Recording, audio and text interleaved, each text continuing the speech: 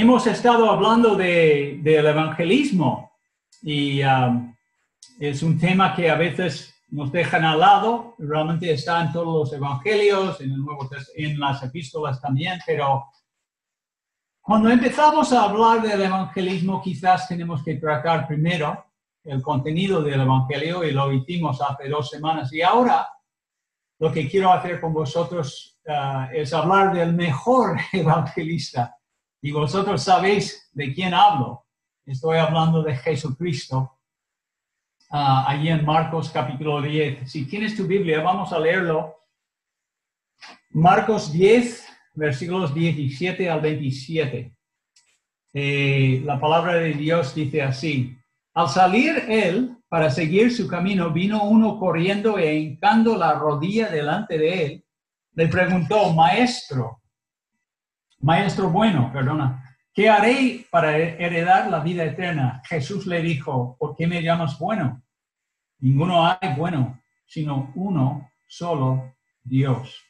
Los mandamientos sabes: no adulteres, no mates, no hurtes, no digas falso testimonio, no defraudes, honra a tu padre y a tu madre. Él entonces, el joven rico, respondiendo le dijo: Maestro, todo esto lo he guardado desde mi juventud. Entonces Jesús, mirándole, le amó y le dijo: una cosa te falta. Anda, vende todo lo que tienes y dalo a los pobres, y tendrás tesoro en el cielo. Y ven, sígueme, tomando su cruz. Pero él, el joven rico, afligido por esta palabra, se fue triste porque tenía muchas posesiones. Entonces Jesús, mirando alrededor, dijo a sus discípulos: cuán difícilmente entrarán en el reino de Dios los que tienen riquezas. Los discípulos se asombraron de sus palabras, pero Jesús, respondiendo, volvió a decirles: hijos, cuán difícil les es entrar en el reino de Dios a los que confían en sus riquezas. Más fácil es pasar un camello por el ojo de una aguja que entrar un rico en el reino de Dios. Ellos se asombraban aún más, diciendo entre sí: ¿quién pues podrá ser salvo? Entonces Jesús, mirándolos, dijo: para los hombres es imposible, mas para Dios no, porque todas las cosas son posibles para Dios. Pues muy bien, es un buen texto y un texto que vosotros yo creo que conocéis. Pues es el hombre allí en Marcos, simplemente dice que vino un hombre corriendo y se hincó delante de Jesucristo. También sabemos que tenía muchas posesiones, pero si leemos en Mateo y leemos en Lucas, vemos que le llaman joven allí. Y también dice que él era un principal de la sinagoga.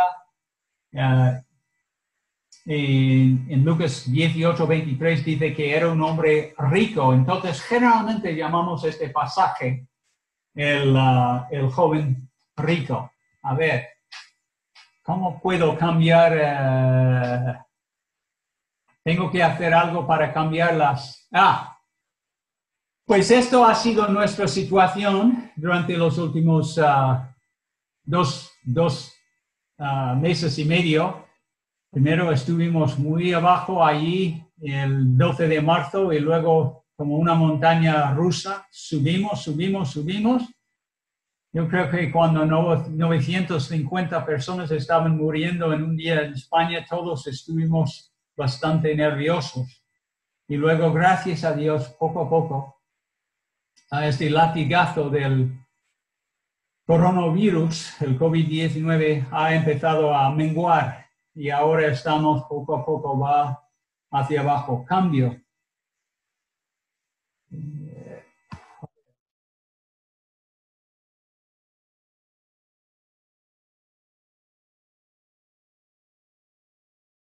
Okay. Durante los últimos 2 meses, lo que acaba... Y para algunos de nosotros nos asustaba mucho, ¿ok? Pero lo que quiero decir es, hoy estamos aquí, hermanos. Pase lo que pase, Dios ha preservado nuestras vidas y estamos aquí con Él y podemos confiar en Él y podemos estar seguros que Él tiene un propósito para nuestras vidas. Aquí tenemos una foto o un cuadro de Jesús hablando con el joven rico.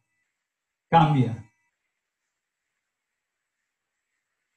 Pues muy bien, en versículo 17 vemos la pregunta de Millón, digo yo, porque ahí vemos en su postura, en sus palabras, quizás su manera de actuar, este joven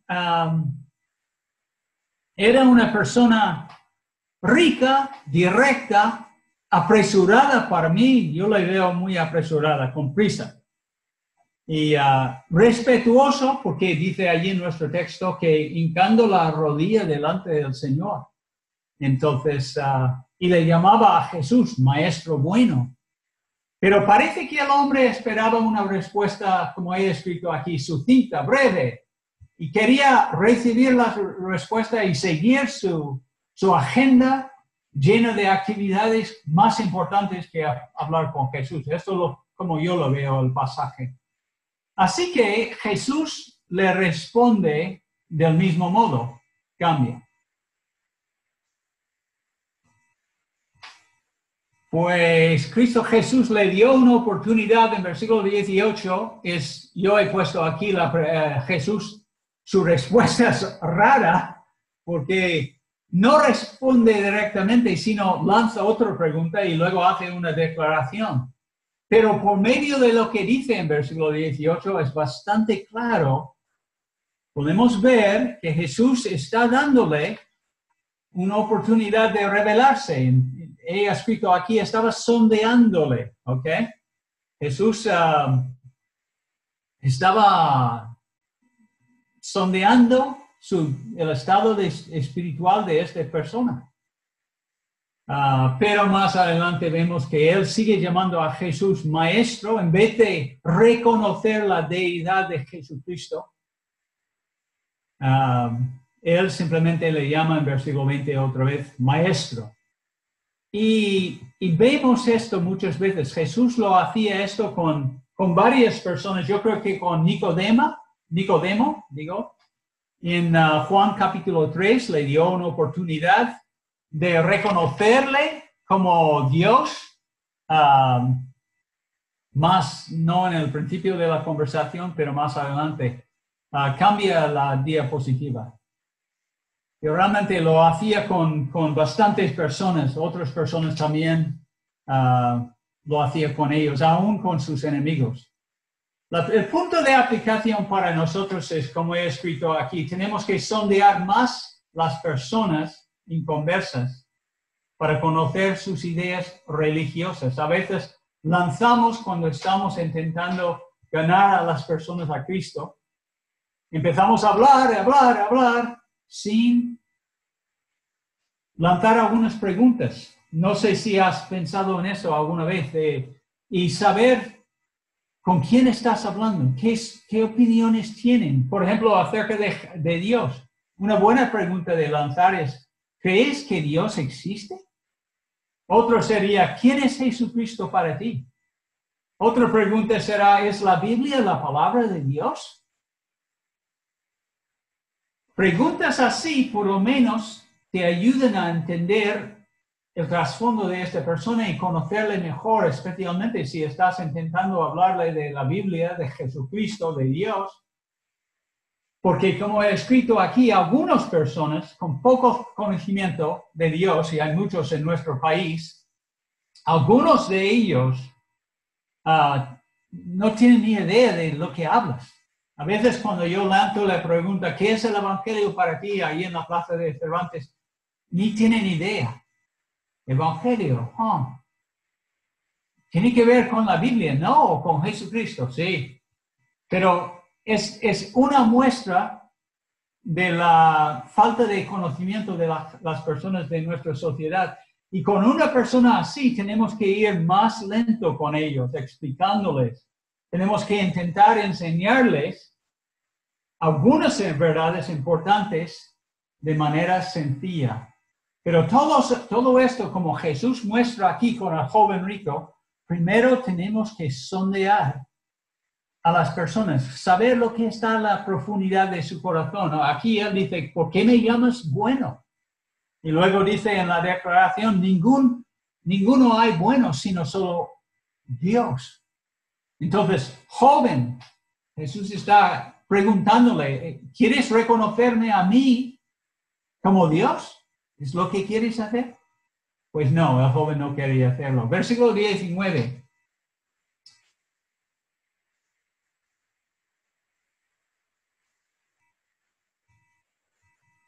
Cambia de diapositiva. No me gusta este método, Miguel. Tendremos que cambiar la próxima vez. La lista de los 10 mandamientos lo tenemos aquí. Gracias por ayudarme. Jesús usa aquí en versículo 19, responde al chico como el chico quería ir al y no quería desperdiciar ningún tiempo con Jesús, porque tenía otras cosas más importantes. Entonces Jesús rápidamente nombra los 6 últimos mandamientos de los 10 mandamientos. Y todos ellos, como he escrito aquí, son los mandamientos que tienen que ver con las relaciones horizontales, es decir, nuestras relaciones, nuestro trato, el trato que ofrecemos a nuestro prójimo. Parece obvio que Jesús estaba intentando despertar la conciencia de este hombre, ¿ok? A darle una oportunidad de confesar sus fracasos y sus pecados, porque seguramente no había nunca pecado contra su prójimo, no. El hecho de que el Señor usó los 10 mandamientos debería ser como una pista para tú y yo, si queremos ser buenos evangelistas, y queremos guiar a las personas inconversas a los pies de Cristo. Entonces está aquí, vemos algo muy importante. Jesús usaba la ley de Dios, ¿ok? Now, la ley, tenemos que explicar, la ley realmente no fue dado para salvarnos, sino para revelar nuestro pecado. Entonces, el punto de aplicación sería, tenemos que dirigirnos a la conciencia de las personas inconversas. Cuando estamos hablando con alguien que no conoce a Dios, de alguna manera tenemos que intentar llegar a su conciencia.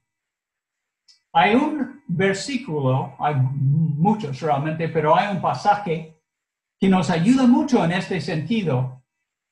Tú puedes dejarlo, no estamos en versículo 20, perdona. En Juan capítulo 16, Jesús, hablando de la venida del Espíritu Santo, dice lo siguiente. Está diciendo, los discípulos están muy tristes porque Jesús dice que se va, en versículo 7, en versículo 6, y tristeza ha llenado sus corazones. En versículo 7 dice, pero yo os digo la verdad, os conviene que yo me vaya, porque si no fuese el Consolador, no vendrá a vosotros, mas si me fuere, os lo enviaré. Hablando del ministerio futuro del Espíritu Santo después del día de Pentecostés. Versículo 8, Juan 16. Y cuando Él venga, convencerá al mundo ¿qué es la primera cosa ahí? Pecado, ¿ok? Pecado. Esto es lo que Jesús está haciendo aquí en Marcos capítulo 10 con el joven. Mencionando los mandamientos 6 al 10, va intentando convencerle de su pecado, ¿ok? Porque Jesús es el Espíritu, el Señor es el Espíritu, como dice en 2 de Corintios 3. Y esto es lo que tenemos que hacer tú y yo. Tenemos que ser más y más como nuestro maestro, que sabe muy bien cómo ganar las personas a Él. El listón de su santidad no ha bajado nada desde aquel entonces. Nosotros también tenemos que aprender a utilizar los 10 mandamientos en nuestras conversaciones evangelísticas con la gente. Y Dios usa de manera especial estos 10 mandamientos para despertar la conciencia de las personas. Los 10 mandamientos son como una regla que nos ayuda a ver nuestras transgresiones, ¿ok? Hemos pasado la raya, o como un listón muy alto que nos muestra que no podemos alcanzar la gloria de Dios, imposible. Somos pecadores todos.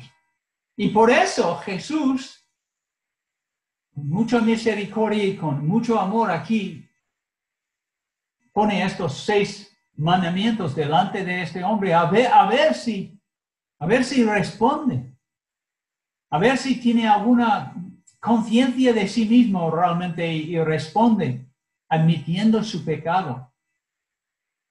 Quizás había hurtado, quizás había robado, es interesante aquí en Marcos pone el mandamiento número 7 antes del mandamiento número 6 y habla del adulterio. Quizás el joven tenía un problema, no lo sé.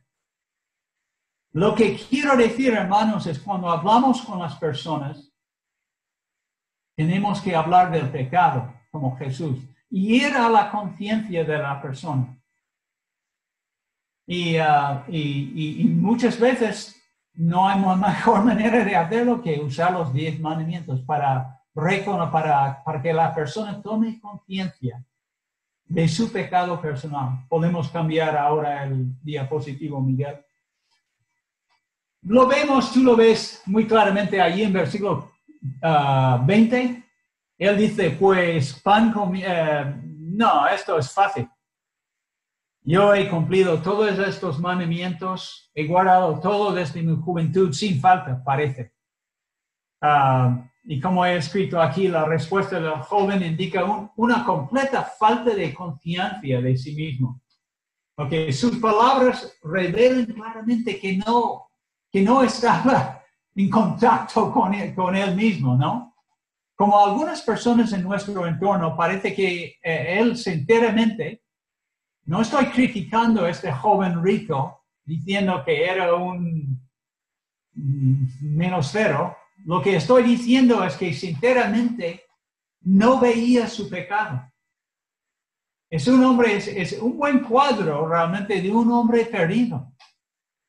No tiene conciencia de sus transgresiones y pecados.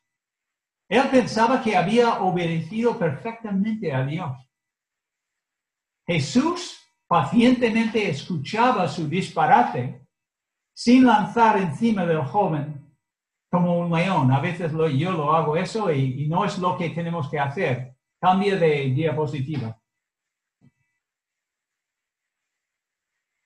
Gracias. Pues la punta de aplicación para nuestras vidas es fácil. Tenemos que digerir, tomar un suspiro cuando alguien suelta un disparate diciendo, pues, yo nunca he pecado. ¿Yo? ¿Pecador? De ninguna manera.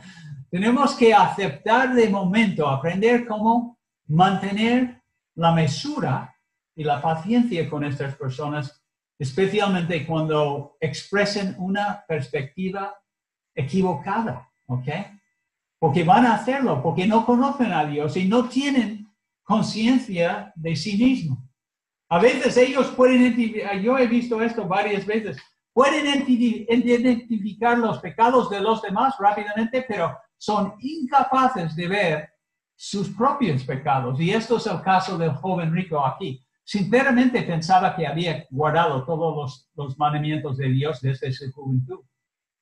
Cambio de diapositiva. Una de las maneras que podemos ayudar a la gente mucho en eso es intentar convencerles o explicarles que hay 2 maneras de ver nuestras vidas. El plano humano versus el plano divino. Nuestra explicación debería ayudar al no creyente razonable a comenzar a apreciar que quizá no está evaluando su vida correctamente. He escrito allí abajo exactamente lo que quiero decir. Ser un buen tío Ser una buena persona en los ojos de tus amigos no tiene nada que ver con ser santo y acepto en los ojos de Dios. Cambio de diapositiva. Y allí es lo que vemos. Algunas personas, quizás delante de sus familiares, sus amigos, los vecinos, pues piensan que son bastante buenos. Yo recuerdo en mi vida personal, Cindy y yo siempre nos reímos de eso, pero para mis padres yo siempre me pensaban que yo era perfecto casi, ¿ok? Yo he dicho, cuando yo he hecho varias gambaradas cuando tenía 15 años, 16 años, 17 años, por ahí 18, 10, ¿ok? Antes que el Señor me salvó con 20 años. Hice cosas gambaradas, cosas estúpidas, ¿ok? Pecados realmente. Pero en los ojos de mis familiares pues, siempre pensaban que yo era muy bueno. Y tenemos que ayudar a las personas a entender que mientras que nosotros podemos tener nuestro listón o nuestra manera de evaluar a las personas, Dios tiene otra manera de evaluar. Como he escrito ahí, el Dios Santo ve todo. Nada escapa a su atención. Él observa con detenimiento no solamente mis acciones, sino también mis pensamientos, mis actitudes, las cosas que nadie más puede verlos, pero Dios sí. ¿Ok? Y delante de Él, todos nosotros, no solamente yo, pero todos nosotros somos culpables porque pecamos, sencillamente. Ojalá que no fuese así, pero es así. Entonces, nuestro trabajo es ayudar a las personas a ver sus vidas en el plano divino. Tú sabes que siempre estoy memorizando escrituras y repasándolos. Déjame leerte 3 versículos de Proverbios que hablan de la manera en que Dios pesa o evalúa a nuestros corazones. Proverbios 16:2 dice esto: todos los caminos del hombre son limpios ante sus propios ojos, pero el Señor sondea los espíritus. Dios pesa, literalmente es la palabra pesa, ¿ok? El hombre piensa que, no, yo no he hecho nada, pero Dios le pesa. Proverbios 21, todo camino del hombre es recto ante sus ojos, pero el Señor sondea los corazones. Primero sondea los espíritus, ahora sondea los corazones. Dios pesa el corazón del hombre pecador y sabe muy bien lo que ha hecho. Finalmente, en Proverbios 24, versículo 12, dice esto: porque si dijeres, alguno dirá, por ejemplo, ciertamente no lo supimos, somos inocentes, no sabíamos que íbamos pecando. Dice, sigue el versículo: ¿acaso no entenderá el que pesa los corazones? El que mira por tu alma, él lo conocerá, hablando de Jehová, y dará al hombre según sus obras. Lo que quiero decir con esto, cuando estamos intentando ganar a las personas, nuestro objetivo, además de llegar a su conciencia, es ayudarles a entender en el plano divino, delante de los ojos de Dios, son culpables. Y hay muchos más versículos que hablan de esto. Puedes cambiar el diapositiva. Ahora vamos a ver a Jesús en acción, el mejor evangelista. Gracias a Dios por este pasaje aquí, y hay muchos más. Podría haber escogido otros 5 o 6, pero decidí en eso al final porque sin duda Jesucristo es el mejor evangelista. Vemos en versículo 21, primeramente Jesús, entonces dice ahí, mirándole, le amó. Entonces Jesús, vemos su perspicacia, ¿ok? Y la palabra perspicacia no lo usamos mucho, pero simplemente habla de su vista aguda, penetrante, ¿ok? Jesús cogía todo. Vemos su amor, le amó. Vemos su franqueza, realmente la palabra, quizás mejor palabra sería sinceridad. Y le dijo, una cosa te falta. De otra versión, realmente en Mateo 19:20, vemos que el joven, en la versión paralela y en Mateo, después de decir su borrada, de decir, pues mira, yo he cumplido todos estos mandamientos desde mi juventud, y luego dice, ¿qué más me falta? Pues Jesús, aquí, habla con sinceridad y dice, una cosa te falta. Y al final, en la parte D de versículo 21, vemos el señorío de Jesucristo, cuando manda al joven que vende todas sus posesiones y lo diese a los pobres. Cambie de diapositiva. Vamos a hablar primero de su perspicacia. El Señor Jesucristo poseía una perspicacia especial. Marcos enfatiza las habilidades observadores de Jesús aquí en este pasaje, porque 3 veces vemos la palabra repetida, mirar. Versículo 21, acabamos de leer. Versículo 23, entonces Jesús mirando alrededor. En versículo 27, entonces Jesús mirándolos dijo, poseía Jesús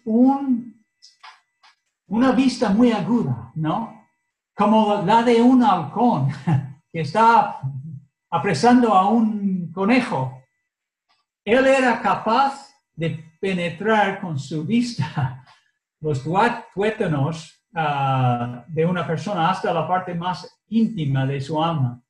A lo largo de las Escrituras vemos a Jesús presentado así, ¿ok? Con mucha perspicacia. Allí en Apocalipsis 3 veces dice, y sus ojos como llama de fuego.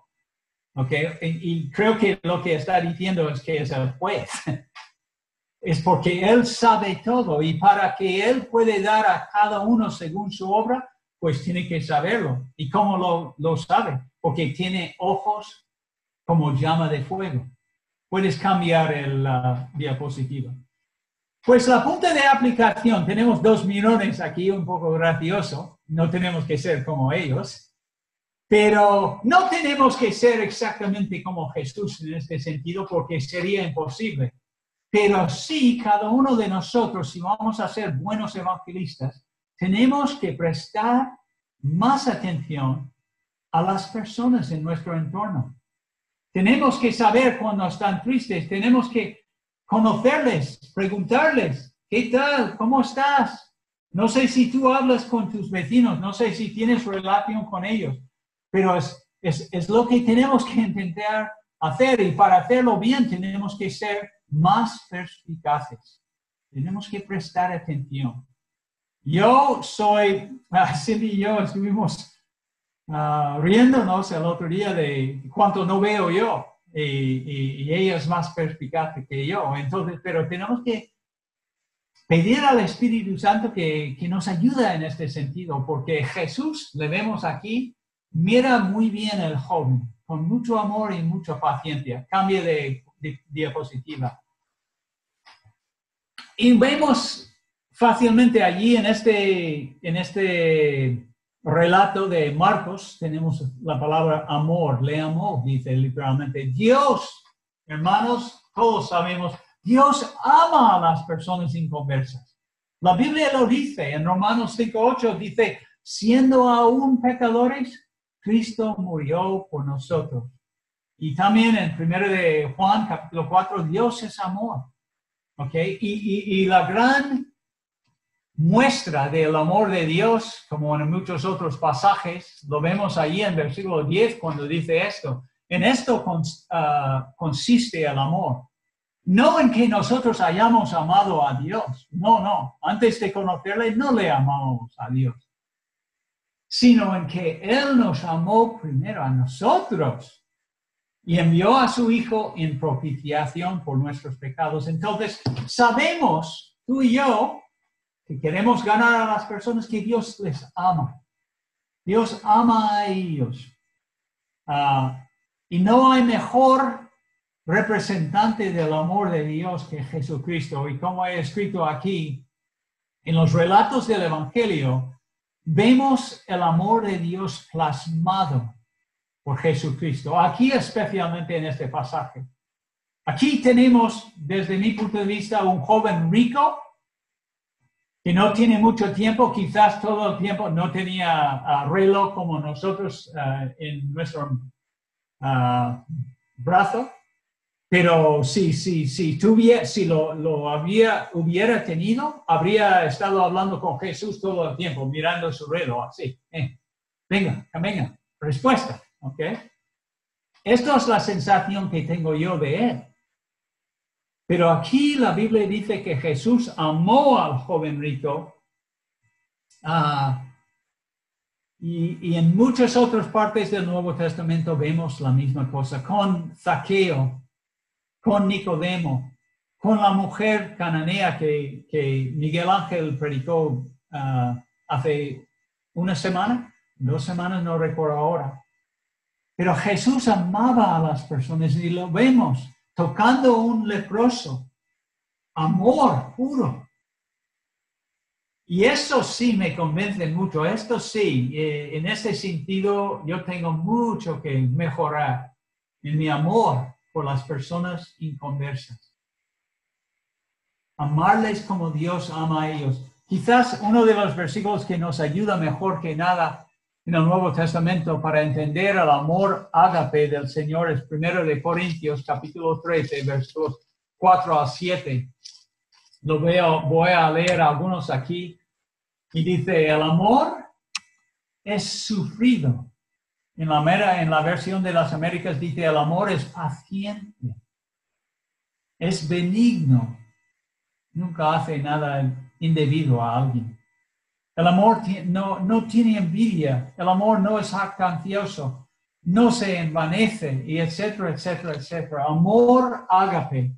El amor que viene del Espíritu de Dios reinando en nuestro corazón.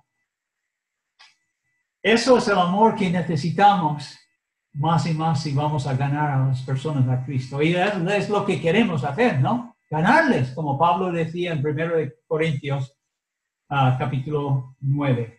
La próxima diapositiva. Punto de aplicación. Aquí tenemos gente que tenemos que amar. El príncipe Harry, no sé si todavía lleva el príncipe, aquí con su esposa Meghan Markle. No conozco a ellos de nada, pero tenemos que seguir creciendo tú y yo en amor para con los hombres inconversos. Cambia de diapositiva.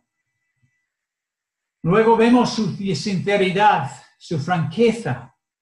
Y eso sí es quizás el tendón de Aquiles para la mayoría de nosotros. Jesús habló con sinceridad al joven rico. Le dijo que no había cumplido con Dios. Era un fracaso. Y Jesús lo dice aquí, no, te hace falta una cosa te falta. Y quizás esto era la manera suave de decirlo. Jesús podría haber dicho, no, 1576 cosas te hace falta, pero por ser suave y misericordioso con él, dice, una cosa especialmente te hace falta. Te falta todavía. Con la verdad por delante, Jesús dio su evaluación franca del joven. Y nosotros tenemos la obligación de hacer la misma cosa. Cambia de diapositiva. Y allí, el punto de aplicación, tenemos que tener más coraje para decir la verdad a las personas. Obviamente, decir la verdad con amor. Como Jesucristo tenemos que recordar que el amor y la verdad no son enemigos, sino más bien compañeros. El uno complementa a la otra, la una complementa el otro, ¿ok? El amor sin la verdad anda cojo. Esto es como yo veo el evangelismo. Si no estamos diciendo la verdad sobre las cosas, no estamos haciendo nada importante. Estamos desperdiciando nuestro tiempo. Pero la verdad sin amor también, como dice el proverbio, Es como una persona que cuando una persona hable, son como, sus palabras son como golpes de espada, dice ahí en Proverbios 12:18. Y no queremos tampoco ser así. Para ganar a las almas, para ayudar a las personas inconversas, las personas no creyentes, conocer al Señor, tenemos que hablar la verdad con amor. Y hay muchos pasajes que hablan de esto. Efesios 4:15 dice, sino que siguiendo la verdad en amor, crezcamos en todo en aquel que es la cabeza. Y más, unos versículos más adelante dice en Efesios 4:25, desechando la mentira, hablar verdad, cada uno con su prójimo. Nosotros tenemos que ser sinceros, tenemos que hablar la verdad, como Jesús aquí en nuestro pasaje, el mejor evangelista. Cambia de diapositiva. Y al final, y esto quizás sería lo más difícil de aplicar para nosotros, porque no somos señores, ni somos reyes de reyes, no. Pero vemos aquí Jesús, en versículo 21, en la última parte, realmente manda o ordena al joven a hacer algo concreto. Jesús, después de haber resucitado, tiene toda potestad, como dice en Mateo 28, en el cielo y en la tierra. Es el sobre todo, ¿ok? Es el Señor de los señores y el Rey de los reyes. Por eso, Él pudo mandar al joven rico que vendiera todas sus posesiones y diera el dinero a los pobres. Jesús ordena, y tú lo sabes, y yo también, no apela a los hombres, no, ordena a todos los hombres que rindiesen delante de su majestad, hasta aún los ricos, ¿ok? O las personas más dotadas de talento intelectual o talento físico. No. Él es el Rey. Él es el Señor. Y nosotros quizás lo que tenemos que tener es más mentalidad de esto en nuestras propias vidas para empezar y luego con los demás. Cambie de diapositiva. Tenemos que hablar con los demás en el nombre del Jesucito o mi Jesús. No, en el nombre del Señor Jesucristo. El nombre sobre todos los nombres. Y cuando digo esto es como estoy pensando en este pasaje en Filipenses 2, que dice, para que en el nombre de Jesús se doble toda rodilla de los que están en los cielos y en la tierra y debajo de la tierra. Él es Señor grande. ¿Ok? Y como este Señor que está predicando sobre un baúl ahí, no tenemos que ser como Él. No tenemos que subir a un sitio alto y dar una renga a la gente, pero sí tenemos que hablar en el nombre del Señor con mayúscula a las personas. Quizás tú prefieres compartirlo en tu salón, me da igual. La idea es que sí tenemos que predicar, tenemos que anunciar la verdad con amor, pero en la autoridad absoluta de Jesucristo. Cambie de diapositiva. Nosotros, como dice en 2 de Corintios, casi prediqué sobre este pasaje, somos embajadores de Cristo y hemos sido encargados por Dios de rogar a los hombres perdidos que se rindan delante de Jesús, el Rey de Reyes. Y no hay otro. Tenemos que ser muy claros en esto, hermanos, o no estamos haciendo la cosa bien. No tenemos que gritar, ni dar saltos, ni cualquier otra cosa. Pero sí tenemos que anunciar, promulgar a Jesucristo como Rey absoluto. Cambia de diapositiva. Hemos dicho muchas cosas hoy, pero quiero terminar con este pensamiento. Es que Jesús es el mejor evangelista. Cuando tú vayas leyendo los evangelios en tu Biblia, en tus tiempos de devocionales, ahí en casa, recuerdas estas cosas. Recuerdas que Jesús, la perspicacia del Señor, la vista aguda del Señor. Y pide a Dios que te ayude a a tener oídos que funcionen mejor, tener ojos que funcionan mejor. Y también pide a Dios que, como Jesús en este pasaje, que tengas un amor rebosante, un amor grande en tu corazón por las personas que no conocen a Dios. También necesitamos, como Jesús, más sinceridad, hermanos. Necesitamos hablar con la verdad en amor, con sinceridad. Y a veces lo que hace falta en nuestras sociedades es exactamente esto, es decir las cosas como son. No de una manera enfadada,